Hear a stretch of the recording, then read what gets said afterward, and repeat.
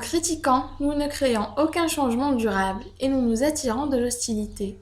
Il faut réaliser que dans quelque contexte que ce soit, la personne que l'on corrige et condamne va probablement se justifier et nous condamner en retour. Au lieu de condamner les gens, essayons de les comprendre. Essayons de voir pourquoi ils font ce qu'ils font. Cela nous avantagera beaucoup plus et est bien plus intriguant que la critique. Et cela génère de la sympathie, de la tolérance et de la gentillesse. Il y a un désir presque aussi important que celui de nourriture ou de sommeil, et qui est rarement satisfait. C'est le désir d'être grand, d'être important. Un des premiers Américains à avoir eu un salaire de plus d'1 million par an était Charles Schwab, pour sa capacité à traiter avec les gens. Il disait « Je considère ma capacité à provoquer l'enthousiasme autour de moi comme le plus grand atout que je possède. La meilleure façon de développer le meilleur en chaque personne, c'est par l'appréciation et les encouragements. Rien ne tue plus les ambitions d'une personne que la critique de ses supérieurs. Je complimente dès que j'en ai l'occasion et je répugne à pointer du doigt les erreurs commises. Je suis généreux en approbation et je ne taris pas d'éloges. » Dans les relations interpersonnelles, nous ne devrions jamais oublier que tous nos associés sont des êtres humains et en soif d'appréciation. Essayez de laisser derrière vous une trace étincelante de gratitude dans vos trajets quotidiens. Vous serez surpris de constater qu'elles feront naître de petites amitiés qui deviendront de véritables relations à votre prochaine visite. Prêtez attention aux autres. Si vous voulez vous faire des amis, saluez les gens avec animation et enthousiasme. Quand vous répondez au téléphone, dites bonjour sur un ton qui montre quand vous êtes content de l'appel de la personne. Souriez sincèrement. Un sourire forcé? Non, ça ne trompe personne. Je vous parle d'un vrai sourire qui vient du cœur. Les gens qui sourient ont tendance à manager, enseigner et vendre plus efficacement et à élever des enfants plus heureux. Votre sourire est le messager de votre bonne volonté. Votre sourire illumine la vie de ceux qui le voient, car personne n'a autant besoin d'un sourire que celui qui n'en a plus à donner. Lorsque vous vous adressez à quelqu'un en l'appelant par son prénom, cela donne beaucoup plus de poids à votre message. Le prénom donne en quelque sorte une touche personnelle à votre message.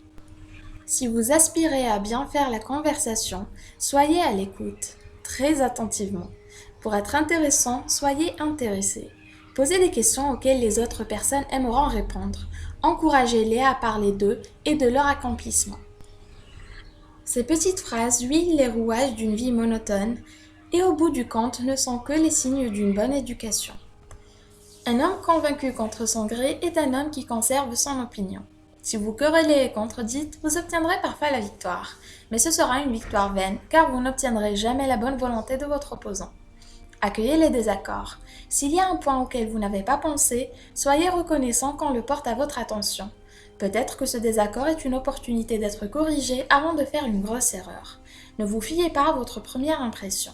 Notre première réaction naturelle dans une situation de désaccord est d'être sur la défensive. Faites attention à cela. Contrôlez votre tempérament. Souvenez-vous que l'on mesure la grandeur d'une personne à ce qui la rend en colère. Écoutez d'abord. Laissez à vos opposants une chance de parler. Laissez-les terminer. Ne résistez pas, ne défendez pas, ne débattez pas. Cela ne fait qu'ajouter des barrières. Essayez de construire des ponts de compréhension. Cherchez des terrains d'entente. Quand vous avez entendu vos opposants, attardez-vous d'abord sur les points et les domaines sur lesquels vous êtes d'accord. Soyez honnête. Promettez de penser aux idées de vos opposants, de les étudier attentivement, et faites-le. Votre opposant pourrait avoir raison. Remerciez votre opposant sincèrement pour son intérêt. Quiconque prend le temps d'être en désaccord avec vous est intéressé par les mêmes choses que vous. Imaginez-les comme des personnes souhaitant vraiment vous aider et qui pourraient devenir des alliés. Si vous devez exprimer vos divergences de point de vue avec quelqu'un, faites-le de manière polie et civilisée. Vous avez votre avis, votre interlocuteur également. Le respect doit animer votre débat. Si vous vous rendez compte que vous êtes fautif, l'admettre montre votre sens d'humilité et crée une meilleure image de vous. Dans une situation où vous pourriez potentiellement être mis en cause, admettez les conséquences négatives de vos actes et essayez au mieux d'anticiper ce que votre interlocuteur va dire pour désamorcer le conflit potentiel. Cela aura généralement pour effet de rendre votre interlocuteur plus compréhensif et vos erreurs ont de grandes chances d'être très vite oubliées. En commençant une conversation de manière calme et posée, vous dictez le rythme de cette dernière. Évitez de vous montrer trop agressif ou trop pressant. Et surtout, évitez de vouloir absolument imposer votre opinion. En gardant tout cela à l'esprit, vous persévérez un climat serein et amical tout au long de la discussion. Quand vous parlez avec des gens, ne commencez pas par parler des choses sur lesquelles vous différez. C'est ce que l'on appelle la méthode socratique. Mettez en avant continuellement les choses sur lesquelles vous êtes d'accord. Insistez sur le fait que vous allez tous les deux dans la même direction et que la seule différence qui vous sépare est une différence de méthode, pas d'objectif. La plupart des gens qui essayent de convaincre des personnes de leur avis parlent trop. Laissez les autres parler, posez-leur des questions. Si vous n'êtes pas d'accord, vous serez tenté d'interrompre, mais ne le faites pas.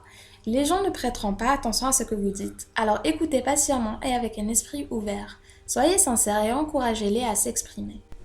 N'avez-vous pas plus confiance en les idées que vous avez découvertes par vous-même qu'en celles qu'on vous sert sur un plateau? Si c'est le cas, ne pensez-vous pas qu'il soit contre-productif de forcer votre opinion auprès des autres? C'est plus judicieux de faire des suggestions et de laisser l'autre personne découvrir la conclusion. Souvenez-vous que les autres ont peut-être complètement tort, mais ce n'est pas ce qu'ils croient. Ne les condamnez pas, tout le monde peut faire ça. Essayez de les comprendre. Demandez-vous comment je me sentirais, comment je réagirais si j'étais à leur place. Chacun de nous adore la compétition, ça motive les gens et leur permet de se surpasser. Une fois qu'un challenge est lancé, il générera de l'excitation et l'envie chez chacun de se prouver sa valeur à ses yeux comme à ceux des autres. Attirer indirectement l'attention d'une personne sur ses erreurs fera des miracles avec les personnes sensibles qui pourraient rejeter amèrement une critique directe. Toujours donner aux gens l'opportunité de faire les choses eux-mêmes. Le fait de poser des questions rend les ordres plus acceptables. Les gens sont plus enclins à accepter un ordre s'ils ont participé à la décision qui a engendré l'ordre. Lorsqu'ils sont complimentés pour ce qu'ils font de bien, les choses que les gens font bien sont renforcées et les choses qu'ils font mal disparaissent petit à petit par manque d'attention. Quoi qu'ils en disent, les hommes et les femmes sont avant tout des êtres émotionnels qui ont un besoin vital de porter un regard bienveillant sur eux-mêmes. Et quelle que soit la rationalité d'une argumentation, ils la rejetteront dans la majorité des cas si leur amour-propre est blessé.